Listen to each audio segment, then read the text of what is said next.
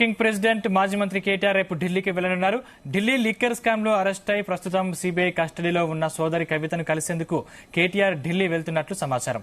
Custody సమయంలో రోజు గంట పాటు కుటుంబ సభ్యులను కలిసేందుకు వెసులుబాటు ఉంది. ప్రస్తుతం సిబిఐ హెడ్ క్వార్టర్స్ లో కవిత విచారణను ఎదుర్కొంటున్నారు. సాయంత్రం 6 గంటల నుంచి 7 గంటల మధ్య న్యాయవాది కుటుంబ సభ్యులను కలిసేందుకు కవితకు అవకాశం ఉంది. ఈ సందర్భంగా పలు అంశాలపై చర్చించనున్నారు కేటీఆర్.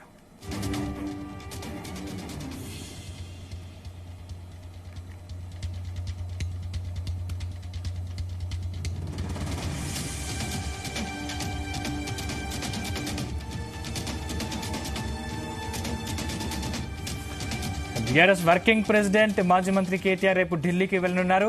ఢిల్లీ లిక్కర్ స్కామ్ లో అరెస్ట్ అయి ప్రస్తుతం సిబిఐ కస్టడీలో ఉన్న సోదరి కవితను కలిసేందుకు కేటీఆర్ ఢిల్లీ వెళ్తున్నట్లు సమాచారం. కస్టడీ సమయంలో రోజు గంట పాటు కుటుంబ సభ్యులను కలిసేందుకు వెసులుబాటు ఉంది. ప్రస్తుతం సిబిఐ హెడ్ క్వార్టర్స్ లో కవిత విచారణను ఎదుర్కొంటున్నారు.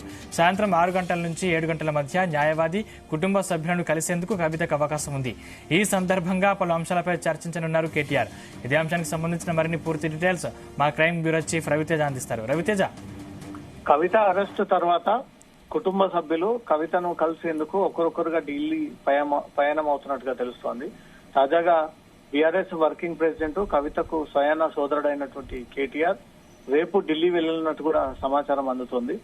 ఈ ఢిల్లీ వెళ్లడానికి ప్రధాన కారణం కవిత అరెస్టు, కవిత వేసినటువంటి పిటిషన్, తమ కుటుంబ సభ్యులు ఎదుర్కొంటున్నటువంటి సమస్యలు, ప్రస్తుతం అక్కడ ఈడీ, సిబిఐ జరుపుతున్నటువంటి ఇన్వెస్టిగేషన్ వివరాలు, ప్రస్తుతం స్టేటస్ తెలుసుకోవడానికే కేటీఆర్ ఢిల్లీ వెళ్తున్నట్టుగా తెలుస్తోంది. ఇప్పటికే కోర్టు కవిత విషయంలో గంట పాటు కుటుంబ సభ్యులు, న్యాయవాదుల సలహాలు, సూచనలు, కుటుంబ సభ్యులని ఖచ్చితంగా కలిసే విధంగా ఆ వెసులుబాట్లు కల్పించిందంటూ కూడా ఇప్పటికే కోర్టు తీహార్ జైలు సూపరింటెండెంట్ కి ప్రత్యేకమైనటువంటి ఆదేశాలు కూడా జారీ చేయడం జరిగింది. కానీ సిబిఐ అరెస్ట్ చేసిన తర్వాత నేరుగా కవితను ఢిల్లీలో ఉన్నటువంటి సిబిఐ హెడ్ క్వార్టర్స్ కి తరలించారు. ఈ క్వశ్చనేర్ ఇప్పటికే కవితకు 10 రోజుల పాటు కస్టడీ కోరేటువంటి ప్రయత్నం చేశారు. దాన్ని 6 రోజుల పాటు కస్టడీ కోరడంతో 3 రోజుల పాటే కవితను సిబిఐ కస్టడీకి ఇస్తూ కోర్టు నిన్న అభిప్రాయాన్ని వ్యక్తం చేయడం జరిగింది.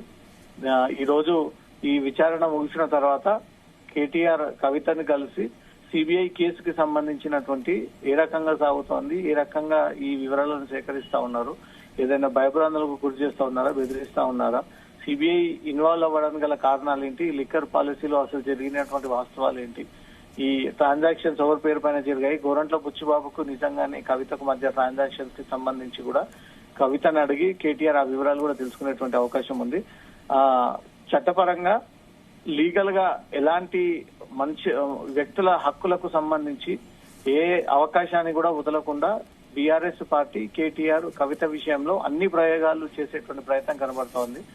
మహిళా హక్కులకు సంబంధించి మహిళను ఈ రకంగా ఈడీ కేసులో, సిబిఐ కేసులో అరెస్ట్ చేసి జైలుకు పంపడం, తర్వాత అనారోగ్యపరమైనటువంటి సమస్యలు లేదా కొడుకు ఎగ్జామ్స్ ఉన్నాయంటూ కూడా ఒక సాకు చూపించి బెయిల్ పొందేటువంటి ప్రయత్నం, ఇంకా ఏ రకంగా ఒక వ్యక్తిని జైల్లో నుంచి బయటికి రావడానికి ఈ దర్యాప్తు సంస్థలని అడ్డుకట్ట వేయడానికి ఉన్నటువంటి సౌకర్యాలు ఉన్నాయో అది లీగల్ గా ఆ ప్రయత్నాలన్నీ కూడా లీగల్ టీం ప్రారంభించినట్టుగా తెలుస్తోంది. కేటీఆర్ వచ్చిన తర్వాత కవిత లీగల్ టీమ్ తో మాట్లాడి ఆ సంప్రదింపులు జరిపి ఇంకా ఏ రకమైనటువంటి పిటిషన్స్, అనారోగ్యానికి సంబంధించి ఇంకేమైనా హెల్త్ గ్రౌండ్స్ ని పరిగణలోకి తీసుకుని దీని ప్రకారంగా బెయిల్ పొందడం కానీ, రిలీఫ్ పొందడం కానీ, టెంపరీ రిలీఫ్ కి సంబంధించినటువంటి అంశంపై కూడా కేటీఆర్ ఈ రోజు వెళ్లి కవిత తరఫున న్యాయవాదులని, తర్వాత వీలైతే కవితని కూడా ఈ రోజు గంట పాటు కుటుంబ సభ్యులు, న్యాయవాదులు కలిసేటువంటి అవకాశం, ఆ వెసులుబాటు ఉంది కాబట్టి దాన్ని కూడా కేటీఆర్ ఉపయోగించుకొని ఈ రోజు కలిసి ఆ వివరాలు సేకరించనున్నారు.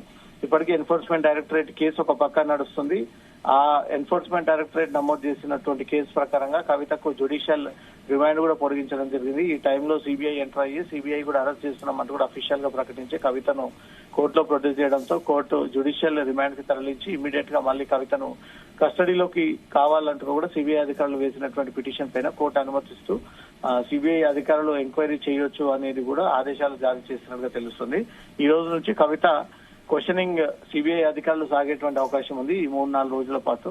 ఈ 3 రోజులు ఈ లిక్కర్ కేసులో కాన్స్పరెన్సీకి సంబంధించి 33% వాటాకు సంబంధించి తన బినామీల పేర్లతో అనేక మంది కవిత లేకపోయినప్పటికీ ఈ రూపకల్పన చేసేటువంటి ప్రయత్నాలు చేశారు.